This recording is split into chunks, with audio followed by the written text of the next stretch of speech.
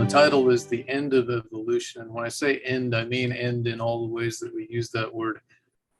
Like what will be its final end, but also what is the logical conclusion of evolution. A while ago, a long time ago, one of my friends who grew up Adventist and is now an atheist, he posted a short clip on his Facebook page saying that the reason that everybody's not an evolutionist is because they don't understand evolution. And so I grabbed an old article by James Tour, who is he's done some amazing things with like practical, like building little things out of very just nanotechnology, which is a lot of chemistry. He's a chemist. And Jim Tour has an outstanding offer. He said, any evolutionist that wants to explain evolution to me, take me out to lunch. I mean, I'll pay for it. And nobody has taken him up on his offer to explain evolution. And that's because the people that are into evolution, like the actual people that teach evolution, they know that it's extremely difficult when you actually get into the weeds. And so he wrote this article. He said nobody understands evolution, and he explained why nobody understands the evolution. But I actually want to explain evolution to you today. I want you to understand it very clearly. And when you understand it clearly, you'll understand why people that believe it don't actually understand it. So to that end, I wrote a short story that I will read to you here. It's an analogy that is pretty close to what evolution actually teaches. And if anything, it doesn't describe the situation in quite as much gravity as it deserves. What I mean by that is, well, I'll explain what I mean by that at the end, but this is a pretty good analogy for understanding what evolution actually teaches. So evolution is the best answer to the question, if there is no God, how did we get here? So notice the underlying assumption, if there is no God. So centuries of dedicated effort and vast amounts of money have been invested in scientific research, writing, and education, all based on the assumption that there is no God, that God possesses no creative power. So the evolutionary model, it's immense. The authority behind it is awe-inspiring. Is it a good theory, though? Before answering the question about is it a good theory, we need to understand exactly what evolution teaches. Evolution simply states that through the mechanism of natural selection acting on unguided genetic mutations, all life on Earth evolved by chance from a single simple cell, and that cell evolved from just chemical soup. So to unpack the claims of evolution, I'll explain by an analogy. In biology, we have genetic code. In our story, this will be represented by a manual that contains all the information necessary to produce a tricycle.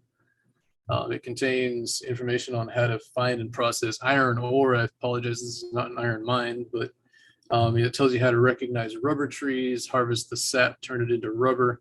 It explains every step of the paint manufacture. It lists the tools necessary for the construction of the tricycle. And this manual is very similar to the genetic code that each of you received from your parents, which contains the information necessary to build and maintain you. So in biology, we have DNA.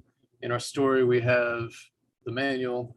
In biology, we have organisms. In our story, we got the tricycle. And in biology, we have selection, which means that the animal dies before it reproduces.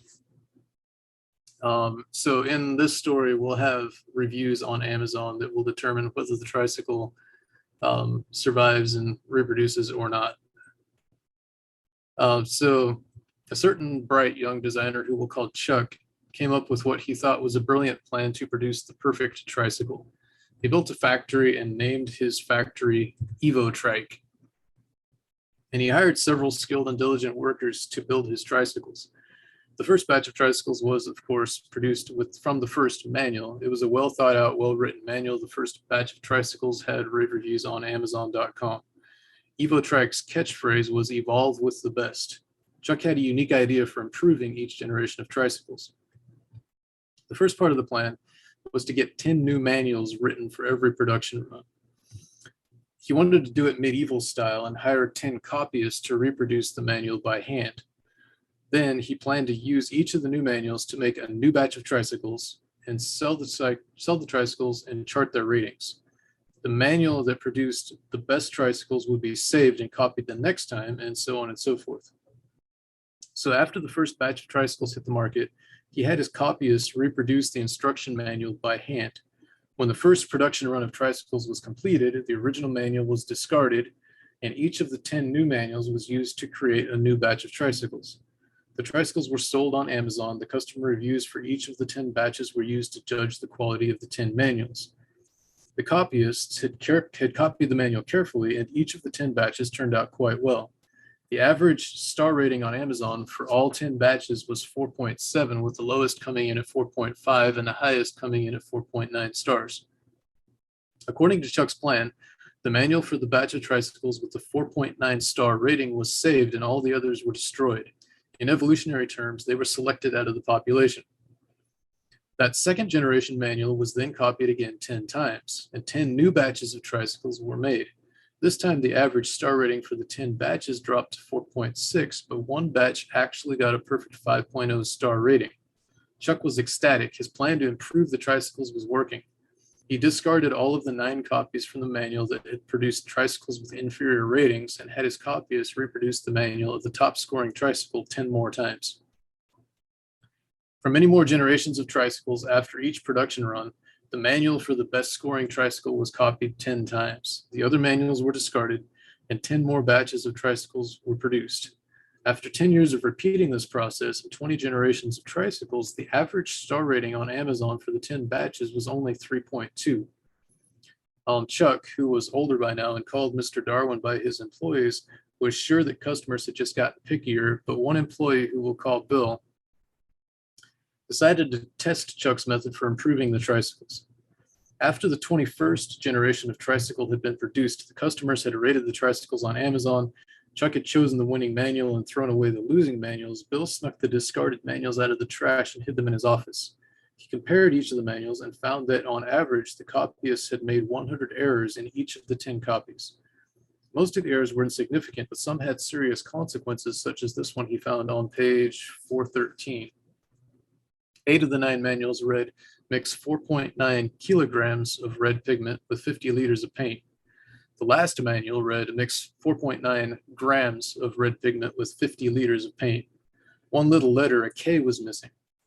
Bill looked up the reviews for that tricycle on Amazon and found that most people had rated the tricycle with 1 star. The reason was that it was not painted red as advertised. The 4.9 grams of pigment in the paint was 1,000 times too little. Bill kept the manuals in his office, and 10 generations later, he snuck the discarded manuals out of the trash again. He compared the 9 new manuals he had salvaged with the 9 older manuals and found that, on average, there were 1,000 mistakes per manual that had not been present in the older manuals. His original estimate of 100 mistakes per manual per generation was correct. Chuck's procedure of selecting the best tricycle had not eliminated the mistakes, nor had it made better tricycles. It had only kept EvoTrack from reproducing the worst mistakes. Bill then analyzed the 9 newest manuals for legibility and found that there were so many mistakes in some sections that he had to guess as to what the original intent of the author was, and certain phrases were now undecipherable. He analyzed the best sections of the manual, which were still not great, and came to the conclusion that they too would be undecipherable in another 100 generations due to the accumulation of copying mistakes. Well, how does the story end? Evolution claims that mistakes coupled with selection can turn a bacterial cell into a human being. In other words, the evolutionary process envisioned by Chuck, the CEO of EvoTrack, should be able to turn a tricycle into a starship. Not quickly, of course, but the tricycle should gradually turn into a bicycle, which should turn into a bigger bicycle, which should develop an engine and become a motorcycle, which might become a go-kart and turn into a car, which could become a faster car, which could morph into an airplane, turn into a fighter jet, that could become a space shuttle, and that should eventually become a spaceship that can blast across the galaxy at warp speed. In reality, A bacterial cell is vastly more complex than anything humans have ever created. And each of you is vastly more complex than a bacterium.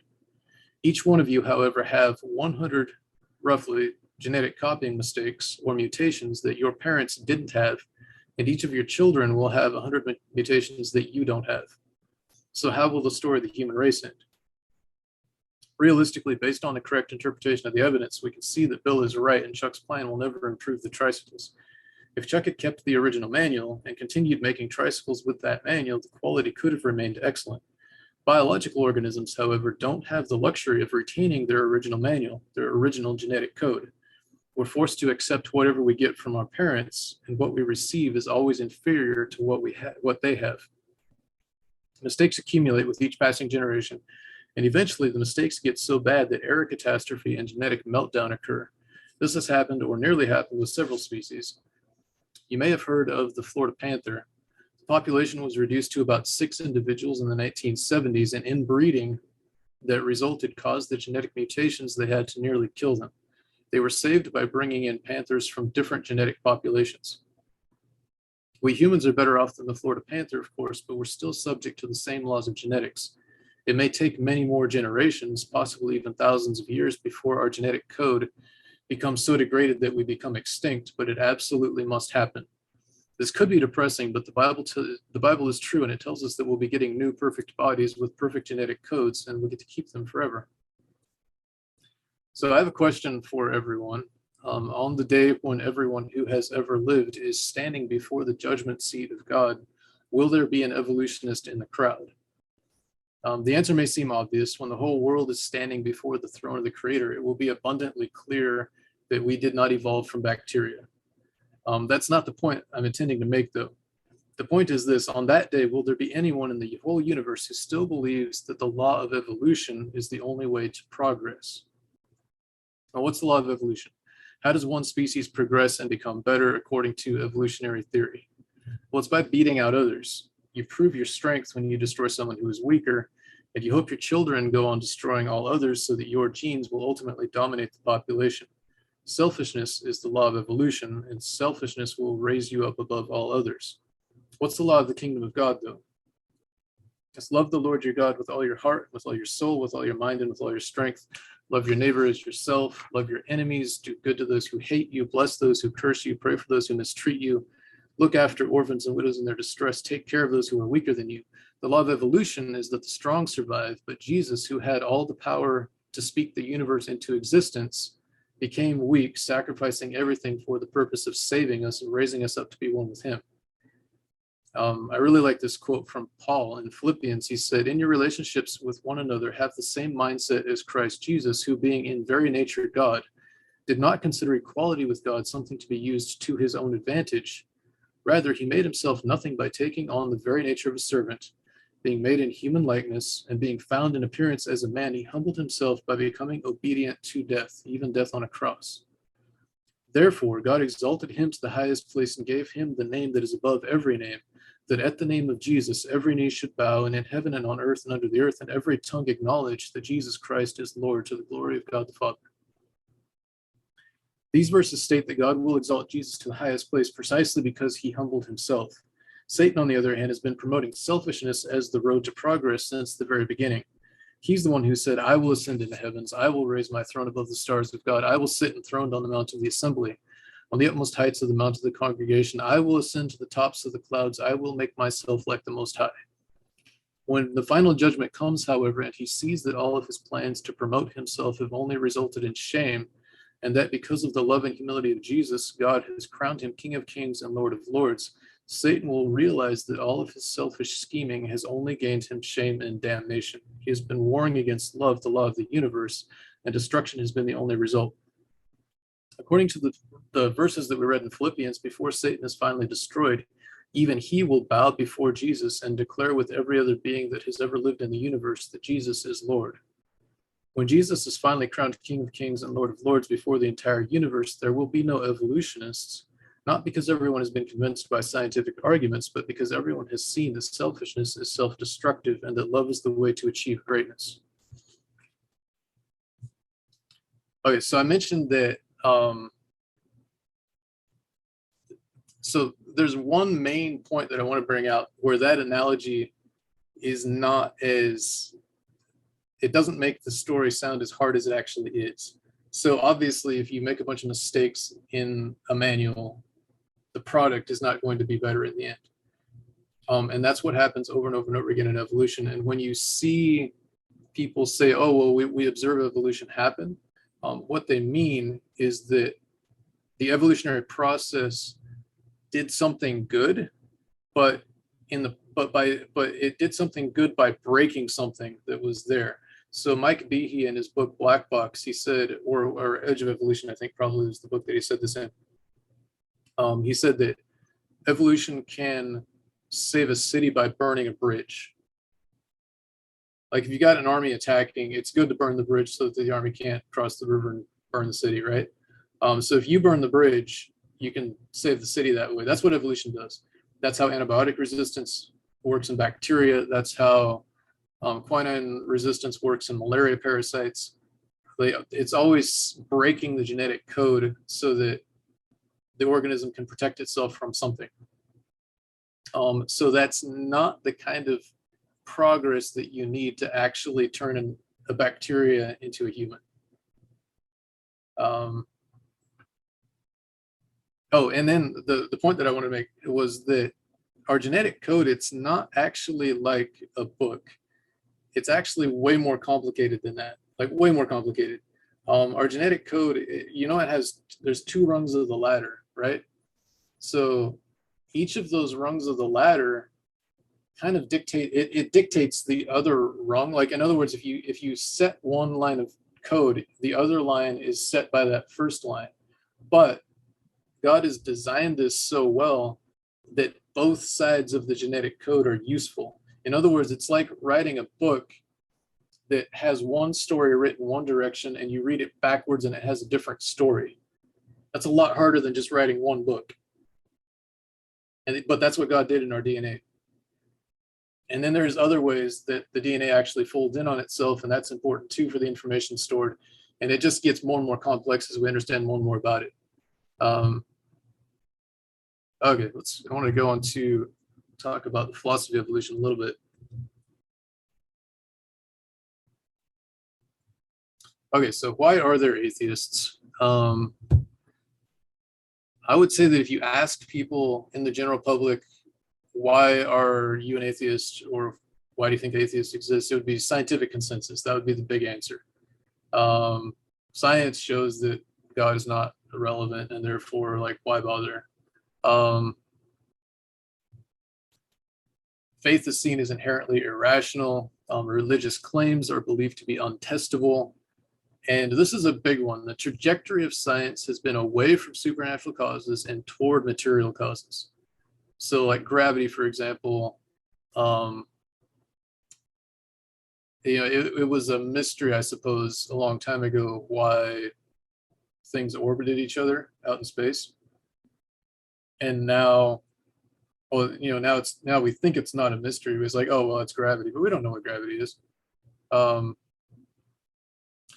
But so many seemingly inexplicable mysteries of the universe have been explained in material terms that many have faith that all mysteries will eventually be explained in material terms.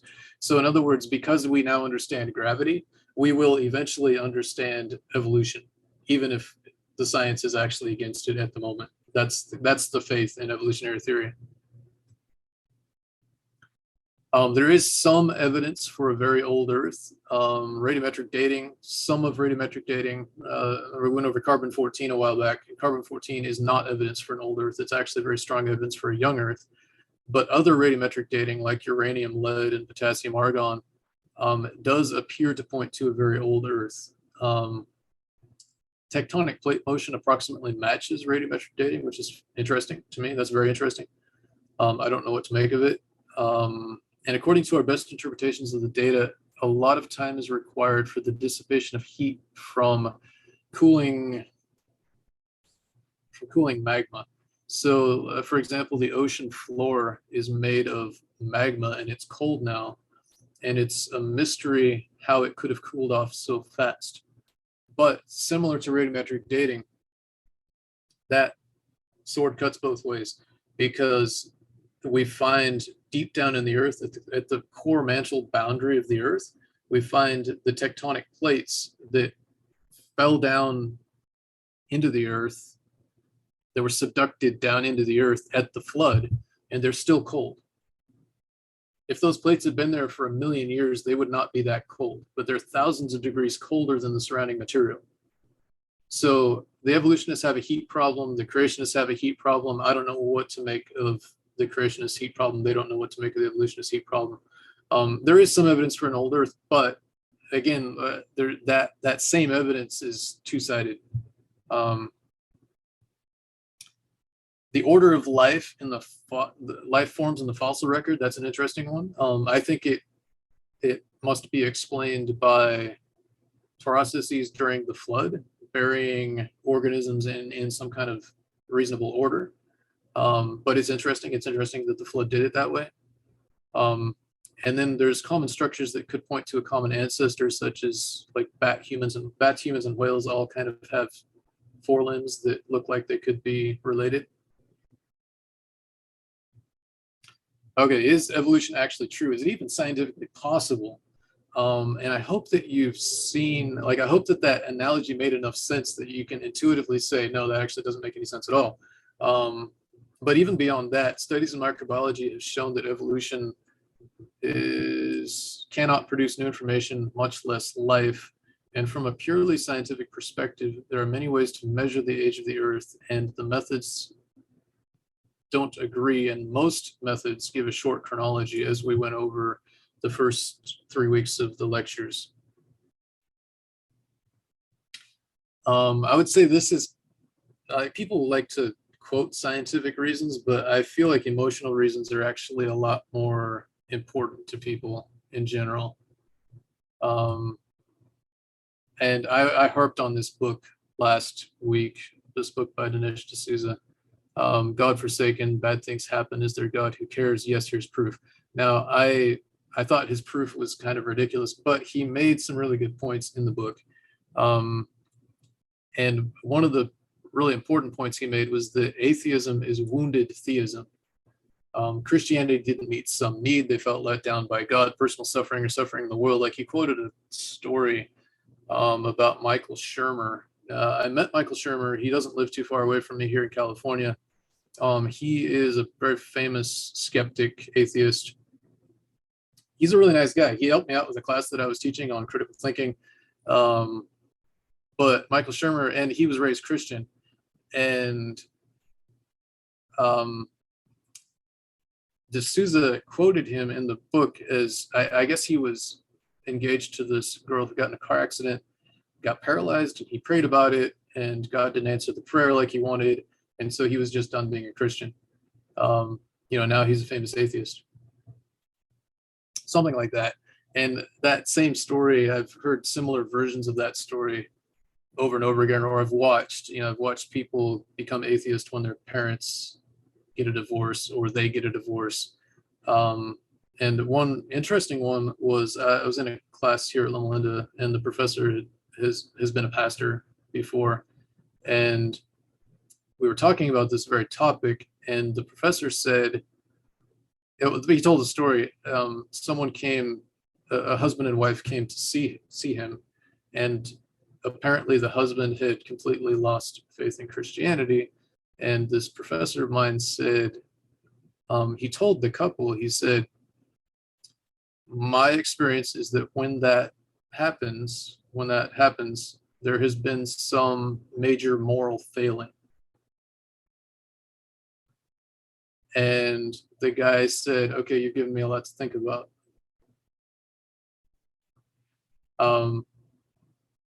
And then one of, I love listening to Bill Liversidge. He died a few years ago. He was out here in Palm Springs.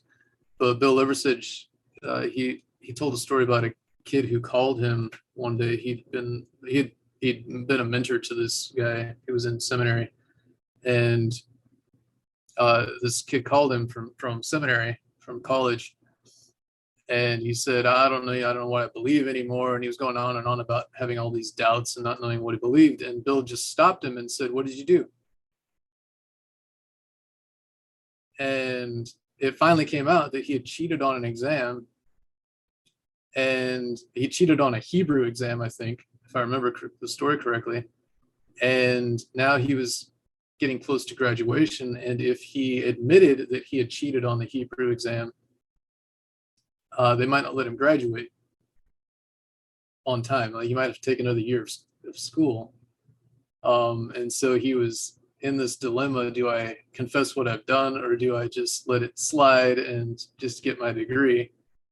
And Bill told him, we don't need any more pastors that are not, that are not completely surrendered to Christ. We don't need pastors who are, like, you need to do the right thing here. And I don't think he didn't. I don't think the kid did, but anyway, that's how people. Those are two real stories about how people lost faith because they did something.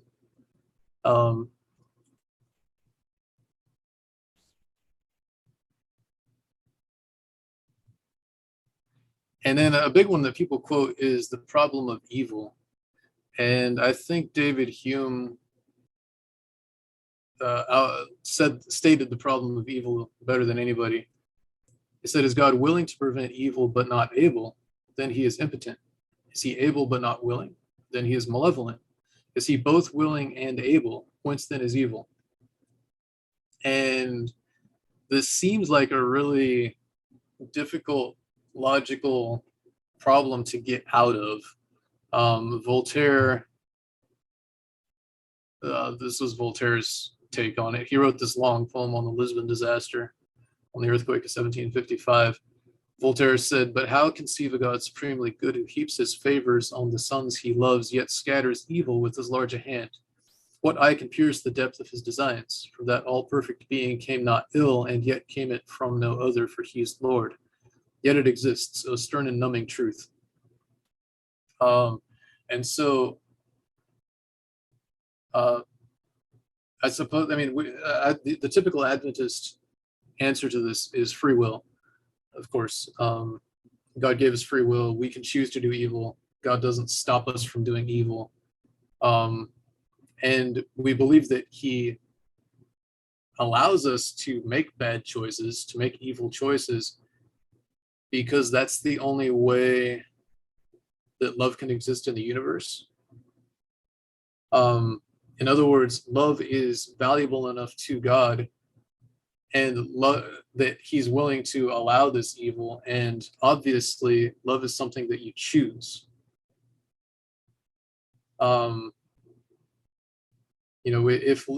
If it weren't for choice, there would be no love. And so therefore, because God is love, he must allow choice.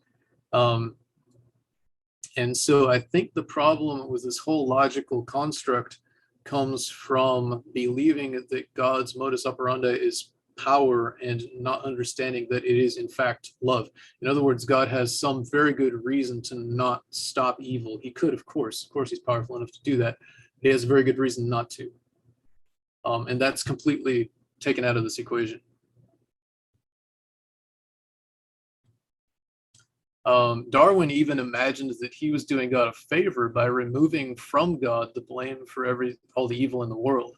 So, Darwin's looking at nature, and he's seeing all this evil stuff. And he's saying, oh, well, evolution did this, therefore, God didn't do it, and therefore God's off the hook. Ignoring the problem of sin and choice, of course. I would say that most people, so there's two responses to the problem of evil that I think are wrong. One is that God is not completely good, and the other is that God is not powerful enough to prevent evil. So many people, Muslims, Catholics, Calvinists, many others, either overtly believe or maintain doctrinal constructs that dictate that everything that happens in the universe is exactly as God wills it to be, including all of the bad choices that everyone makes. So Muslims, for example, will just overtly state everything is God's will. God will sort it out in the end. Calvinists, same. Everything is God's will. Maybe Jesus died for you, maybe not. maybe God will extend grace to you, maybe not.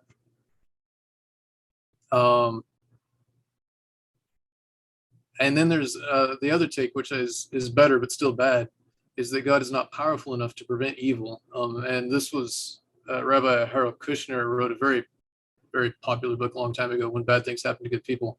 And that was his idea. There's parts of the universe there are parts of the world in which God's goodness has not yet reached. And I would add that the second line of thinking is similar to theistic evolution, where evolution happens and you have this survival of the fittest for so long, even, hundreds of millions, even billions of years of animals consuming each other and just fighting for survival. And that was as good as God could do. That was the best God could do. God was not a good enough engineer to just design everything and drop it into existence like he did, in the Bible. And then, of course, there's the atrocities done by Christians, the Inquisition, the Crusades, are two glaring examples. And then we talked about some morally repugnant, supposedly Christian doctrines: immortality, the soul, eternal hell, purgatory, indulgences, predestination. The indulgences was it was so obviously wrong that when Martin Luther called out this priest that was selling indulgences, it really sparked. That the reason that the people say that's what sparked the Reformation is because it was such an overreach by the Catholic Church. It was so clearly wrong that everybody's like, okay, yeah, no, this monk's got a point. And then finally, people just love sin. And this is condemnation, that light is come into the world and that men loved darkness rather than light because their deeds were evil. And this is a fascinating quote from Aldous Huxley in the book Ends and Means. For myself, as no doubt many of my contemporaries, the philosophy of meaninglessness was essentially an instrument of liberation. The liberation we desired was simultaneously liberation from a certain political and economic system and liberation from a certain system of morality. We objected to the morality because it interfered with our sexual freedom. We objected to the political and economic system because it was unjust. The supporters of these systems claimed that in some way they embodied the meaning, a Christian meaning, they insisted, of the world. There was one admirably simple method of confuting these people and at the same time justifying ourselves in our political and erotic revolt. We could deny that the world had any meaning whatsoever. And I find it fascinating that Huxley was able to think this through and write it down and publish it, because it's a bit like the book of Jonah, where you have this prophet who didn't do what he was supposed to do. Even at the end of the book, he's really bitter, but obviously he wrote it down and it was preserved. And to me, that indicates that Jonah did actually have a change of heart and he realized that he was actually kind of being an idiot. And I wonder about Aldous Huxley and, writing this out this way. This is not the musings of someone who is still trying to I don't know, it seems to me that he can see very clearly that this was not perhaps the best way to go. Okay, what can evidence do? The Adventist meta-narrative is the great controversy, and it declares the Bible to be the Word of God, and that tells us how we came to be, how suffering came into the world, why we have sinful desires, what God has done to remedy the problem, and it shows God's love for us. And without the Bible, we can't understand the history of the world. And the biblical response to the problem of evil is an enemy has done this. I like what this guy said about it. He's an Orthodox author. He says, as for comfort when we seek it, I can imagine none greater than the happy knowledge that when I see the death of a child, I do not see the face of God, but the face of his enemy.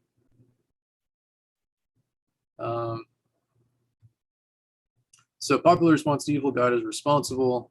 Adventist response to evil, Satan is responsible and God's character has been maligned. God has the power to stop evil, but because he is love, he has good reasons not to.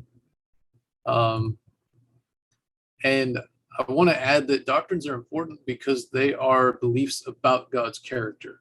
So when people try to downplay the importance of doctrine, it's like, try to not talk about it. I don't know. I don't think that's a good. It's not a good way to approach the problem, because like, these are actually important. They actually tell us things about God, about what God is like. And finally, something from Christ's Object Lessons. Christ is waiting with longing desire for the manifestation of himself in his church. When the character of Christ shall be perfectly reproduced in his people, then he will come to claim them as his own. It is the privilege of every Christian not only to look forward, but to hasten the coming of our Lord Jesus Christ. And so my point here is that God's ultimate response to the problem of evil is to show himself to the world through his church.